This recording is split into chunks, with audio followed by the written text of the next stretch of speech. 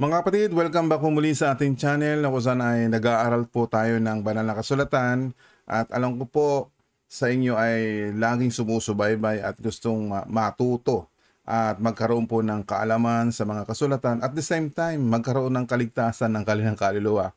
At ngayon po napakaganda po ng ating pag-uusapan ngayon patungkol po sa salitang rapture. Yan po naka-display. At matanong ko po sa inyo, doon sa mga sumusubaybay sa atin. Karamihan sa inyo, no, marami na pong napakinggan patungkol sa mga katuruan patungkol sa salitang rapture. Ano po? Kasi po, marami na nagtuturo sa YouTube, marami mga vloggers ngayon na nagtuturo patungkol sa rapture. At alam ko po, sa bawat pagtuturo nila, iba't iba ang kahulugan, di ba? Kaya ayan ang ating tutuklasin at aalamin natin dito sa ating channel. Tingnan po ninyo ha, ay kumpara po ninyo, kaya umpisa ninyo tapusin ang pag-aaral patungkol sa salitang rapture. Ano po? At doon po sa mga bago, kayo po welcome sa ating channel at intro muna po tayo. Okay, so yan, huwag kang makalimot naman na mag-like at mag-subscribe sa ating channel. Kasi napakaganda po ng ating talakayan ngayon patungkol sa salitang rapture. Ngayon, ano ba ang kahulugan ng rapture? Ngayon, may nagsasabi, yan daw ay isang bagay na pag-agaw, di ba? Na kung saan ay maintindihan natin sa ating pag-aaral ngayon. Ngayon, umpisahan natin magbasa dito sa aklat ng Salmo 51:8. Ang sinasabi po dito para maintindihan natin, make me full of joy and rapture, so that the bones which have been broken may be glad. Alam niyo po, may salita ditong joy and rapture. Ngayon, yung iba, ang kahulugan daw ng rapture, ito daw ay pagdagit, pag-agaw. Ano ho? Pero dito, para maintindihan natin sa Tagalog, ano ba ang tamang kahulugan ng salitang rapture? Ngayon, kung ating itatranslate ito sa Tagalog, magbasa po tayo sa translation po ng Tagalog. At para maintindihan natin. Sinasabi po sa Tagalog, ipadama ninyo sa akin ang kasiyahan at kaligayahan upang sa abakong kalagayan muling mapasa akin ang kagalakan. Meaning, dito po sa salitang rapture na ating gustong ilinaw, yung salitang rapture na yan, sa Tagalog po ay, ang salita po dito ay kaligayahan. Kasiyahan at kaligayahan. So magkasama po yung joy and rapture. Kung ating ibabalik po sa translation po ng English, ano po? Malinaw po diyan sa ating binabasa na yung salitang full of joy and rapture. Ibig sabihin, mararanasan nito ng mga taong maliligtas. Tandaan po ninyo ha, yung makakaranas nito, yung maliligtas. Bakit po? Sapagkat yung experience dito na sinasabi, kasi isulat po ito ni Haring David sa kanyang mga sulat para malaman natin na yung salitang rapture ay kasiyahan at kaligayahan. Ano po? Ngayon, dito po ay binibigyan natin ng emphasize na kung saan na ang kahulugan po ng rapture ay ito. Malinaw po ba? Bakit po? Kasi po, doon sa mga ibang nangangaral nagtuturo, iba't iba ang mga interpretation diyan. Kung napapansin po ninyo, yan daw ay bagong magsimula ang 1,000 taon. Bago magkaroon ng tribulation, magkakaroon daw muna ng rapture. Tanda po ninyo, ang rapture ay hindi pa magaganap hanggat hindi pa pumapasok doon sa tinatawag na kaharian ng langit. Mamaya ipapaunawa ko po sa inyo. Tandaan po ninyo, yung pagpasok po na mararanasan ng mga sumampalataya na maliligtas, sila yung makakaranas ng rapture. Pero doon po sa mga panahon na sinasabi po nila na kung saan ay rapture daw, tingnan natin kasi ito yung bibigyan natin ng diin. Kasi po, mali-mali ang ibang interpretation. Katulad po nitong mga nagtatanong, disclaimer lang po muna. Naglilinaw lang po tayo. Katulad po nito ni Mary Tony. Yung kanyang paniniwala patungkol sa rapture ay pag-agaw daw. Kaya basahin natin, tingnan natin. Sabi niya, hindi po ba naniniwala ang inyong sa reliyon sa pag-agaw o rapture na nakasaad sa 1 Thessalonians 4:16-17. Sinasabi niya hindi raw tayo naniniwala sa rapture. Naniniwala po kami sa salitang rapture pero hindi po ang kahulugan ng rapture ay pag-agaw. Malinaw yung ating naging topic. Ang kahulugan po ng rapture ay ito po. Balikan po natin. So sa English ay rapture, sa Tagalog po ay ito. Kasiyahan at kaligayahan. Kasi binasa po natin ito sa English version. Yan po. Make me full of joy and rapture. Kaya ang sinasabi ng iba, wala naman kayong mababasang rapture. Kaya nagkaroon ng ibang interpretasyon. Ako po, naghanap ng tamang kahulugan na ang kahulugan pala ng rapture ay yan, full of joy. Sa Tagalog po ay, nung binasa natin ito ay, kasiyahan at kaligayahan. Malinaw po ba? Naget po ba? Kung naget ninyo, please like and subscribe sa ating channel. So, laliman pa natin. Kasi po, dito sa mga tanong ninyo, kaya nagkakaroon kayo ng maling interpretasyon, nakinig kayo sa ibang nangangaral na hindi naman naunawaan. Kaya lumaganap ang kahulugan ng rapture ay pag-agaw, yung sinasabi po ninyo. Dito sa binigay niyong talata sa 1 Thessalonians 4:16-17. Kaya babasahin po natin yan. At bago natin basahin yan, may isa pang komento akong natuklasan na ang kahulugan daw ng dito sa 1 Thessalonians 4:16-17, ito basahin natin. Para sa kanya, ito naman ang kahulugan. Sabi niya, ito, nakalutang sa alapaap. Rapture ito. Yun ang kanyang kahulugan. Na nakalutang daw sa alapaap, yun daw ang rapture. Ito pa, sunod natin. Sabi mo walang rapture, ay talagang walang rapture, di yang mababasa. Kaya nga babasahin natin sa English yung salitang rapture. Kasi nagbigay po kayo ng kahulugan sa alapaap, in English niyo, rapture. Ang English po sa alapaap, clouds. Kung babasahin natin diyan sa talata na inyong ibinigay. O di ba? Talagang walang mababasa pong rapture. Walang magaganap. Ano yon? May magaganap pong rapture, yung pong pagpasok na ng kaharian ng langit. Tatalakayin natin ito ng detalye. Kaya huwag kayong bibitaw sa channel na ito. Magpatuloy tayo. Ngayon, babasahin natin sa English version. Itong ibinigay na talata nila. Kung may bababasa tayong rapture, tingnan natin kung rapture nga ang nakasulat doon at saka natin din babasahin sa Tagalog. Ano ho? Para maging malinaw. Ngayon, pupunta po tayo sa mga isanalin na English version. Ano ho? Para maging malinaw po ito sa atin. Ngayon, basahin po natin dito. 1 Thessalonians 4:16 hanggang 17 po yung kanilang ibinigay. Kaya babasahin po natin dito sa 16. Sinasabi po dito, no ho? For the Lord Himself will descend from heaven with a cry of command, with the voice of an archangel, and with the sound of the trumpet of God, and the dead in Christ will rise first. Continue verse 17. Then we who are alive, who are left, will be caught up together with them in the clouds to meet the Lord in the air.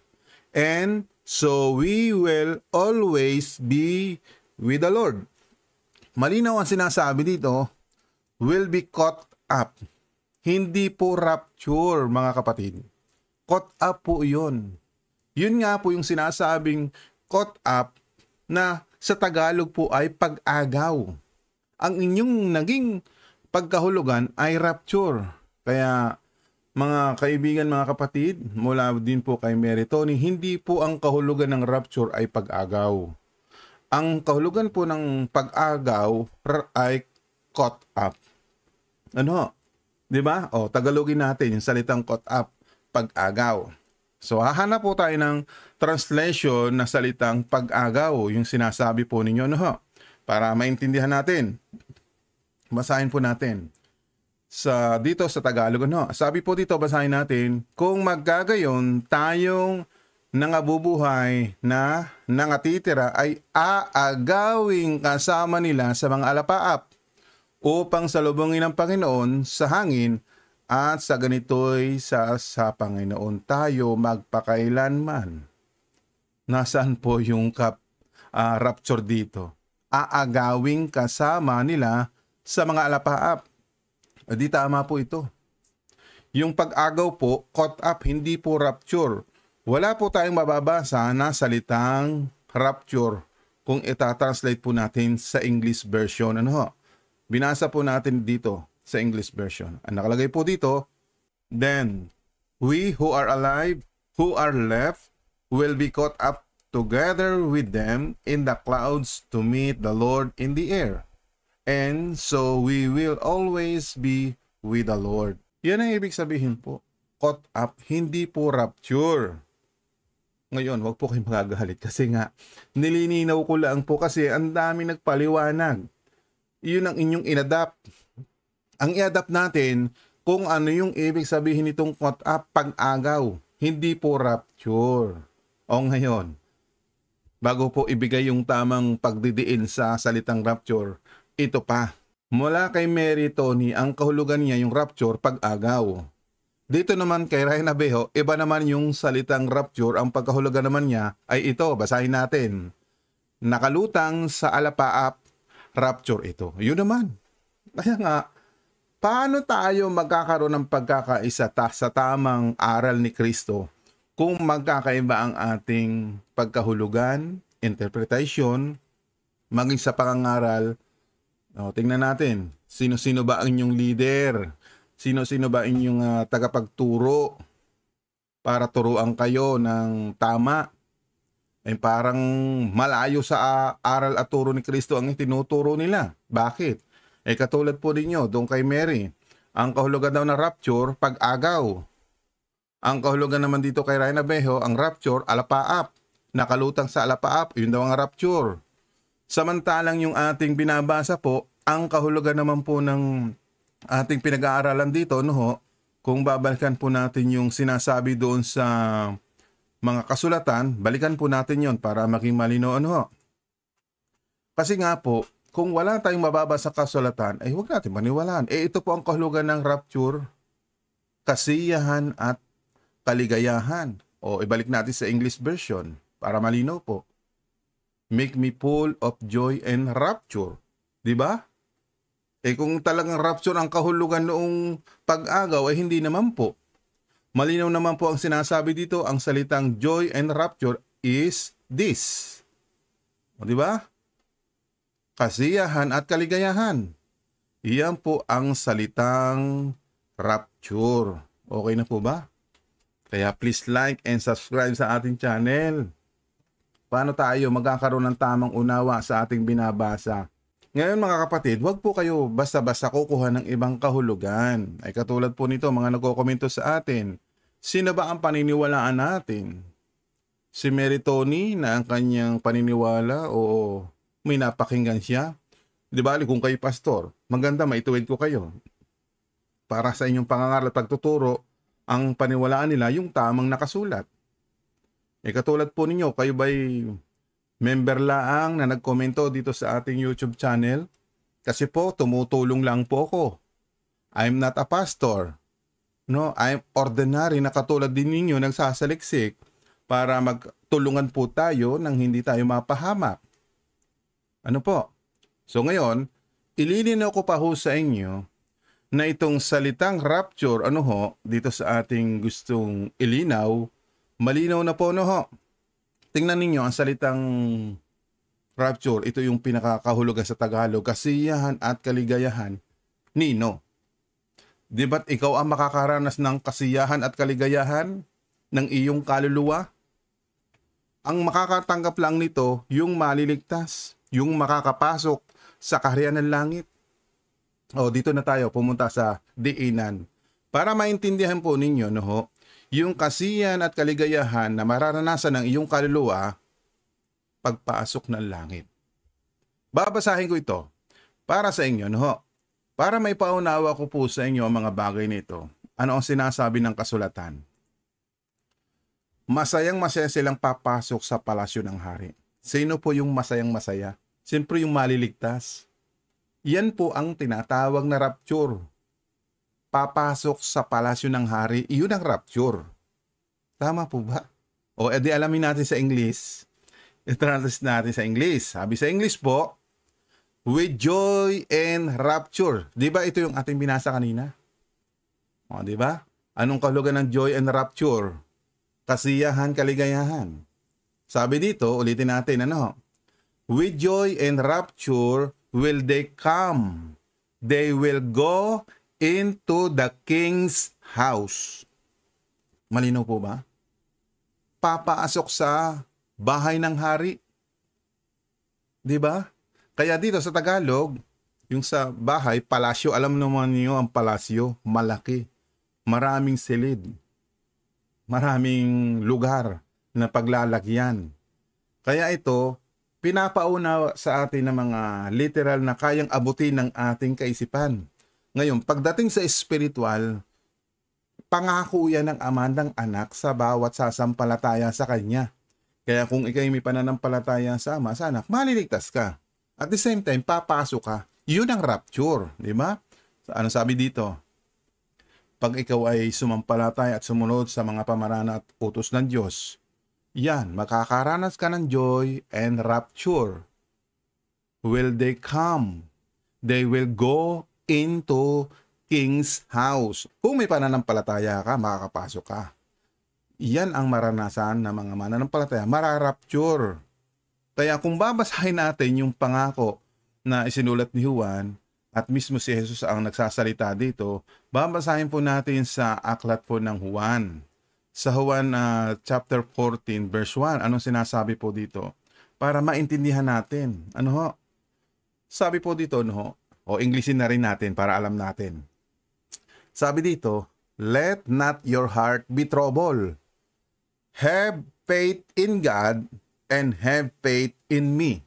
Meaning, magkaroon daw tayo ng pananampalataya sa Diyos Ama, maging sa Kanya kay Hesukristo. Ituloy natin para makita natin yung pangako na kung saan ay kamta natin yung ipinapangako ng Ama at ng Anak. Sabi dito sa verse 2, in my Father's house are rooms enough. If it was not so, would have said that I am going to make ready a place for you. And if I go and make ready a place for you, I will come back again and will take you to be with me so that you may be where I am. Malinaw po dito. Yung verse 2, yan po yung tinasabing Father's house. Pagpasok mo sa kaharian ng langit, yung sinasabi po dito sa Salmo. With joy and rapture will they come, they will go into the king's house. Malinaw po dyan yung salitang rapture, pagpasok, hindi po yung pag-agaw. Kaya mali po ang pag-i-interpret nila kasi hindi nila hinihimay ang kasulatan. Nagkakaiba ang pagkahulugan nito kasi ang nasa isip nila, yun ang ibinigay na kahulugan ng ibang nangangaral na nagpasa-pasa na lang sa iba't ibang henerasyon. Ngayon, nagkaroon ng ganitong mga pag-aaral. Katulad ko po, nagsasaliksik ako kasi ayoko pong mapahama. Kasi ang makakasama sa rapture, yung makakapasok. Yun ang rapture. Kasi dito po sa inyong ibinigay, balikan po natin itong 1 Thessalonians 4:16. Hindi pala ito napagkakaunawa ng mga tao. Bakit po? Kasi po, yung napakinggan nilang una, kailangan nila yung magagaling na pastor, sikat na pastor. Katulad ko po, hindi ako pastor, ordinaryo lamang. Ibig sabihin, mas nakakaunawa pa yata ako kaysa kanila. Bakit? Mas naipapaliwanag ko dahil nahahanap ko sa kasulatan yung tamang kahulugan ng salitang rapture. Malinaw po ba? Kahit ako hindi sikat, at least yung mga dumaan dito, makakaunawa. Kaya kung ikay tagasunod ni Kristo, please comment lang po sa ating comment section. Kung katulad kita na tagasunod ni Kristo, please comment down below para kaisa kita sa pananampalataya. Kasi para maalaman ko lang. Pero kung ayaw mong kaisa sa pananampalataya, huwag ka mag-comment. Kasi dito, yung mga nagko-comment para maalaman ko, may sama ko sa panalangin na kami ay patuloy bigyan ng karunungan, kaalaman ng salita ng Diyos na makaunawa sa banal na kasulatan. Malinaw po ba?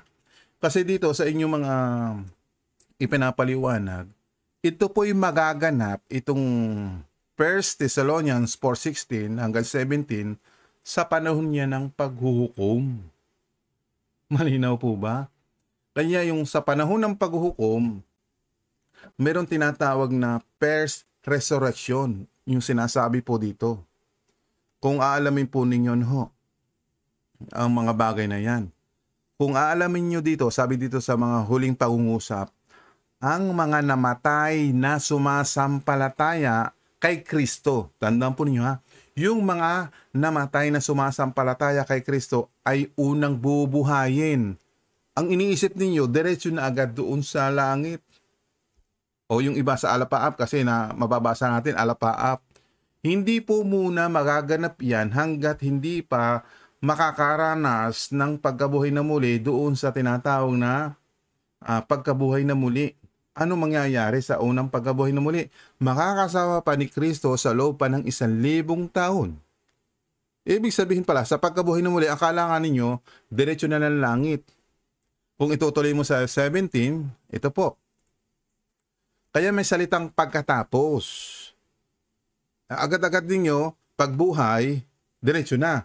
Meron pang word na pagkatapos, may naganap muna na 1,000 taon na kung saan ay makakasama ni Kristo na paghahari sa loob ng 1,000 taon.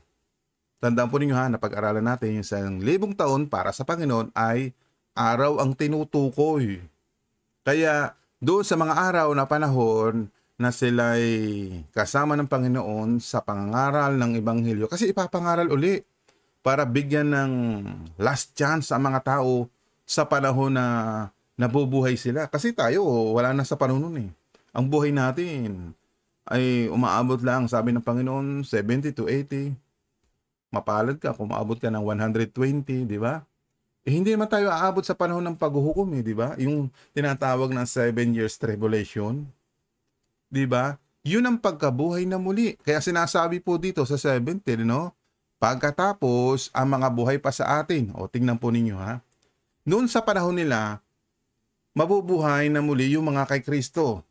Halimbawa, tayo sa panahon natin ngayon, hindi sa present ngayon, maging yung mga nakalipas na 2,000 years ago na sumasampalataya kay Kristo, yun ang unang bubuhayin.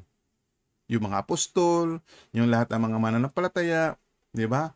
Yun ang unang bubuhayin.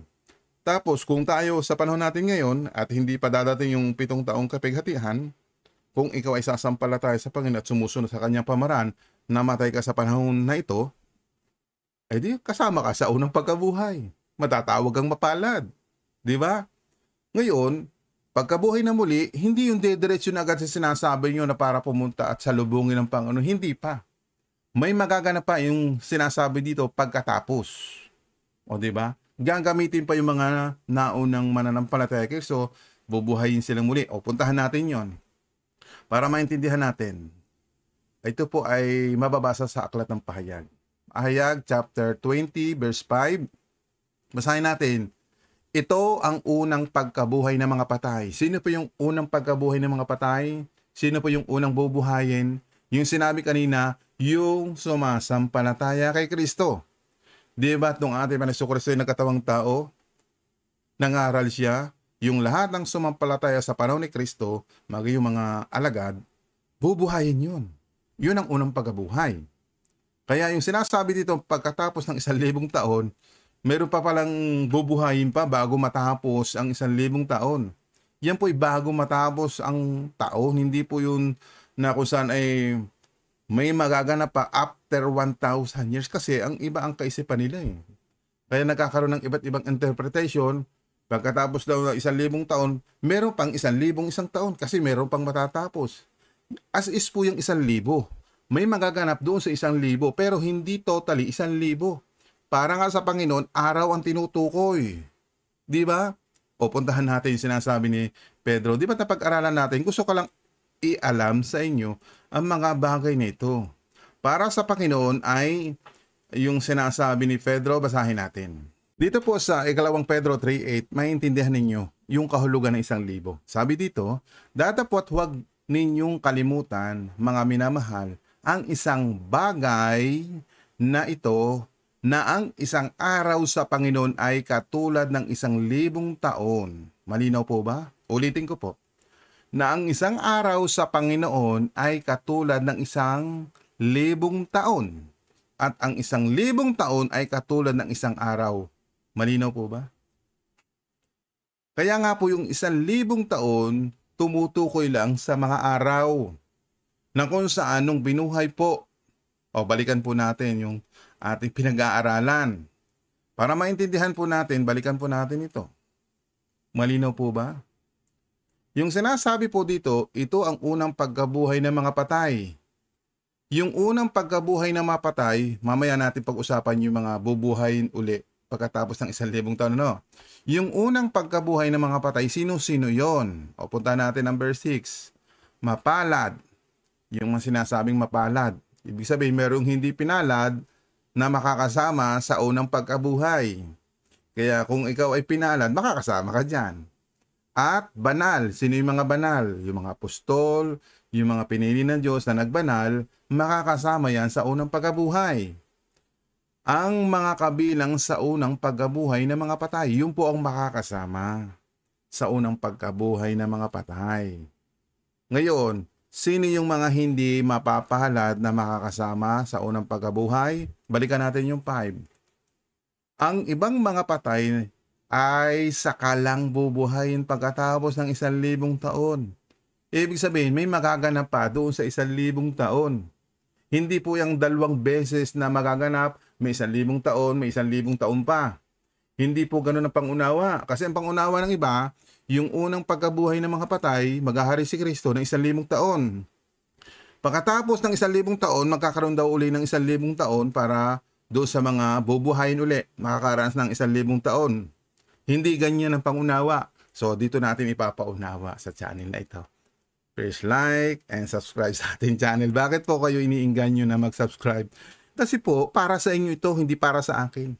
Hindi ako para humakot ng maraming subscriber. Para lang sa pag-update sa inyo. Kaya nasa inyo pa rin ang desisyon kung magsasubscribe o hindi. Ano?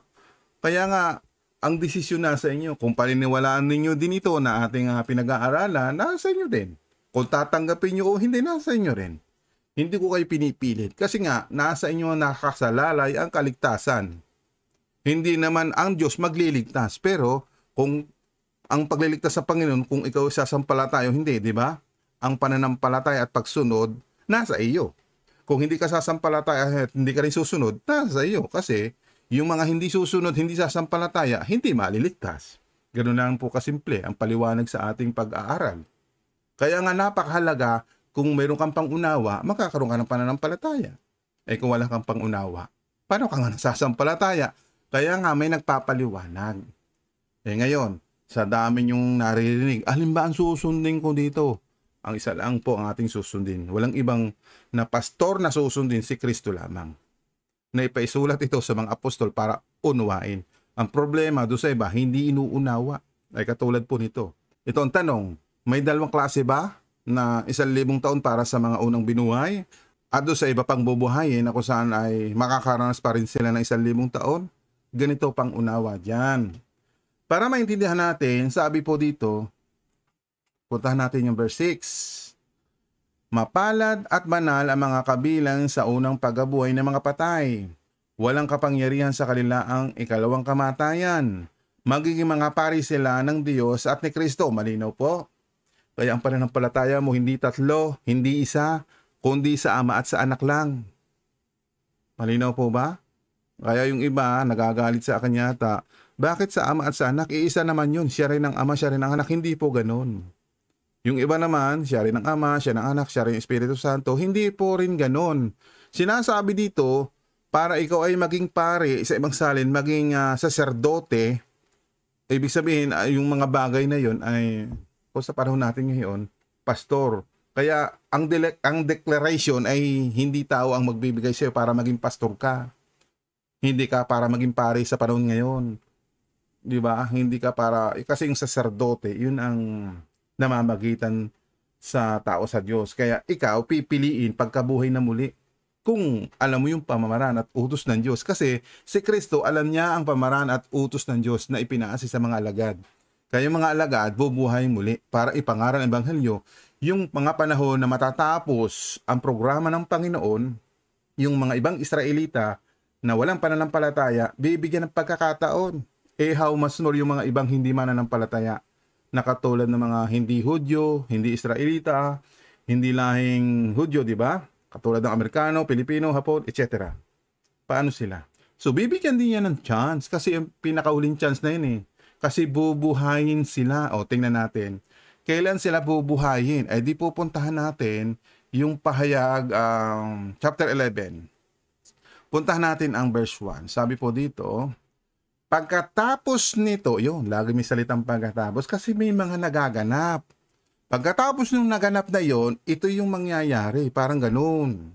Sabi dito, pagkatapos nito, binigyan ako ng isang panukat na parang tungkod at sinabi sa akin, sukatin mo ang templo ng Diyos at ang altar at bilangin mo ang mga taong sumasamba roon. Tuloy natin. Pero huwag mong sukatin ang labas ng templo dahil inilaan iyan para sa mga taong hindi kumikilala sa Diyos. Sila ang mga taong sisira sa banal na lungsod ng Jerusalem sa loob ng 42 buwan. Tuloy natin sa 3. Sa mga araw na iyon, isusugo ko roon ang 2 saksi ko.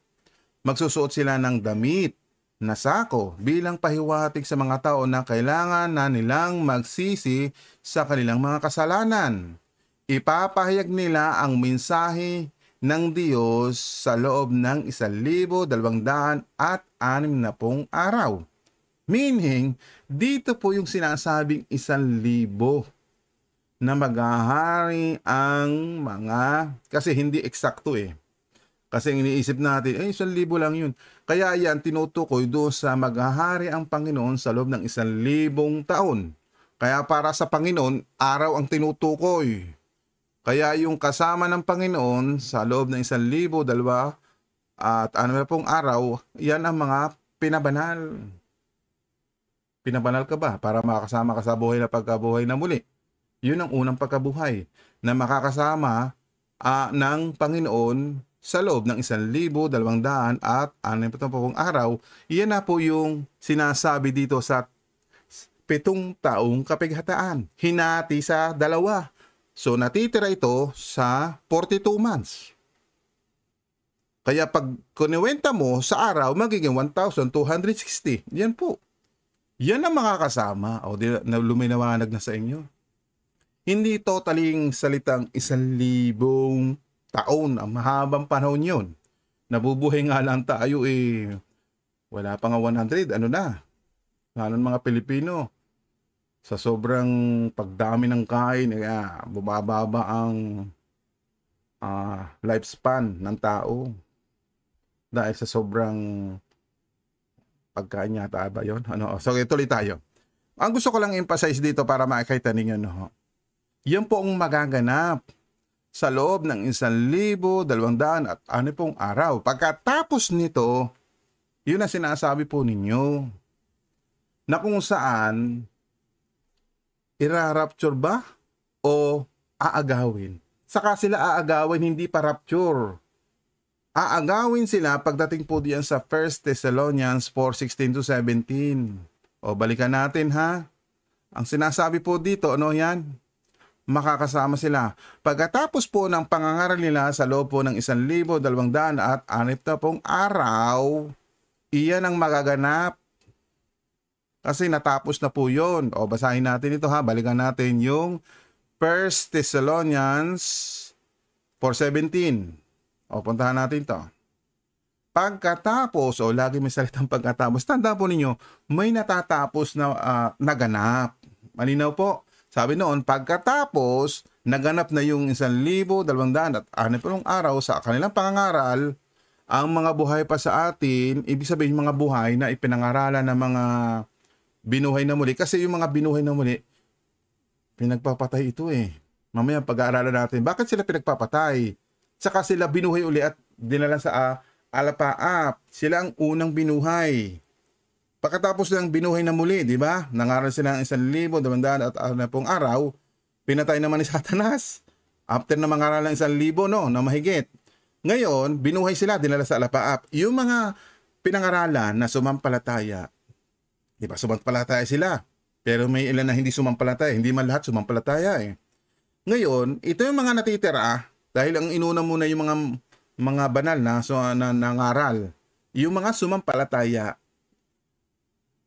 Yan, dinala, sabi diyan, basahin natin. Ang mga buhay pa sa atin, sa araw na yon, doon sa araw ng paghuhukom, paghuhukom ba yun? Yung tribulation, paghuhukom na rin yun eh. Ang mga buhay pa sa atin, sa araw na yun, hindi sa atin kasi tayo hindi nabuhay dyan. Sila ang tinutukoy. Ay kasama lang dadalhin sa mga ulap. Ibig sabihin, dadalhin pala din. Nag-aabang na doon yung mga banal. Yung nangaral ng 1,260 araw. Nauna sila doon, nag-aabang sa Panginoon, doon sa alapaap. At yung mga nabubuhay na sumampalataya, dinala din sa alapaap para salubungin ang Panginoon sa himpapawid. At makakasama na natin ang Panginoon magpakailanman. At doon yung magaganap yung rapture, pagpasok, kaya makakasama na ang Panginoon magpakailanman. Kaya ang kanilang puso magkakaroon ng kagalakan. Balikan natin yung salitang rapture. Di ba? Make me full of joy. Doon mapupuno ang iyong kasiyahan at kagalakan sa Panginoon kasi makakapasok ka na sa kariyahan ng langit kung sumampalataya ka at sumunod. Hindi lang po pananampalataya yung tinuturo ng iba. Kaya Tagalogin natin. Sabi dito, ipadama niyo sa akin ang kasiyahan at kaligayahan upang sa abakong kalagayan muling mapasa akin ang kagalakan. Diba? Dapat yung malaman, mapasa yung talagang full of joy. Dito sa mundo, walang full of joy. Makakaranas ka ng joy kasi nga, inaalis ito ng kaaway. Kaya ang sabi ng Panginoon, manatili kayo sa aking salita. Kaya nga yung mga talinghaga ng Panginoon, nataniman, inaagaw ni Satanas, inaalis yon. Kaya guard your heart, bantayan niyo ang puso ninyo na mga aral at turo ni Kristo para hindi alisin ni Satanas. Si Satanas po nag-aalis. Pagpabaya. Kaya yung sinasabing ligtas na, kung pabaya ka naman, inaalis yun ni Satanas para hindi ka makasama. Kaya dito, pinapakita yung ganap na kaligtasan kapag nakapasok ka na. Yun ang rapture. Di ba? Yan ipinangako sa atin. Di ba? Ngayon, balikan natin yon. Masayang-masayang silang papasok sa palasyo ng hari. Yun ang rapture. Di ba? Sa English. Puntahan natin sa English. With joy and rapture will they come, they will go into the king's house. Kaya yung sinasabi ng Panginoong Hesus, ito, kailangan mo munang sumampalataya sa Ama at sa Anak. Kung wala kang pananampalataya sa Ama at sa Anak, halimbawa, yung mga oneness, sa Ama lang sumasampalataya. Ang iba naman, kay Kristo lang. Di ba? Yung iba naman, sa Ama, sa Anak at Espiritu Santo, sumobra naman. Dapat dito lang sa Ama at sa Anak. Malinaw po ba? Kasi kung ang pagtuturo ng iba, kay Kristo lang sasampalataya, may kaligtasan ka na. Hindi po ganun. Pag sa Ama ka lang sasampalataya, mayroong ganung pangangaral ng ibang mga iglesia na sa Ama lang. Si Kristo hindi tinatanggap. Yun nakakalungkot. So sinasabi dito, kapag meron kang pananampalataya sa Ama at sa Anak, kasi yan may pagsunod sa pamamaraan ng Diyos. Kapag natanggap mo yung aral at turo ni Kristo, ito po, sa tahanan ng aking Ama ay maraming silid. Sa English, in my Father's house are rooms enough. Malinaw po ba? Kaya kung babalikan mo ito, yan. Masayang-masayang silang papasok sa palasyo ng hari. At sa English po, yan. King's house. Ibig sabihin, yung Ama tinatawag na hari, si Kristo tinatawag na hari. Yung kanyang tahanan, parang palasyo nga po yan kung sa Tagalog. Alam naman ninyo, ang palasyo, napakalaki, maraming mga silid o lugar na paglalagyan. So, pinapakita lang ito sa literal para maunawaan natin yung spiritual. O ngayon, dito po sa nagtatanong natin, balik tayo. Yung bang sinasabing yung rapture, pag-agaw? Rapture, nakalutang sa alapaap? Hindi po. Ang kahulugan po ng rapture iyan, pag nakapasok ka sa palasyo ng hari, yun ang rapture kasi mararanasan mo yung masayang-masaya ka. Basahin nga natin sa ibang salin. Gusto kong ipaalam sa inyo, kahit magpalit tayo ng ibang salin, mauunawaan natin yan. Sabi dito, may kasayahan at kagalakan na ihahatid sila'y magsisipasok sa bahay ng hari. Yun ang rapture. O, malinaw po ba para sa inyo yan? Malinaw na po ang salitang rapture. Pagdating po sa English, yan. Joy and rapture will they come, they will go into the king's house. O ngayon, naiintindihan po mga kapatid? Naget ba ninyo? Ang ganda ng mensahe ngayon. Lalong lumalalim po yung pag-aaral natin. Kaya please like and subscribe sa ating channel para hindi ka mahuli sa bawat pag-aaral po natin. O mga kaibigan, mga kapatid, mula po kay Mary Tony, hindi po ang kahulugan ng rapture ay pag-agaw, kundi kasiyahan at kaligayahan po ang kahulugan. Maging dito po kay Ryan Abejo, hindi po ang kahulugan ay nakalutang sa alapahap, yun daw ay rapture. Hindi rin po. Ang magandang kahulugan ay ito, joy and rapture. Malinaw po ba? Okay na po ba yon? Kaya kung kayo naget po ninyo ang ating pag-aaral ngayong araw na ito, ako po ay na-excite sa ganitong pag-aaral at ngayon lang natin ito narinig, di ba? Naintindihan natin ang tamang aral ng salitang rapture. Okay na po ba? So ngayon, nagit na ninyo, i-share na ninyo ito sa inyong mga mahal sa buhay, mga kapatid mo, nang sa ganoon, ma-realize nila na mali pala yung kanilang unang inaaral. Kung sa mga pastor, iparinig din nyo ito. Nang sa ganoon ay hindi sila magmalaki do sa mga mali nilang natutunan nung una.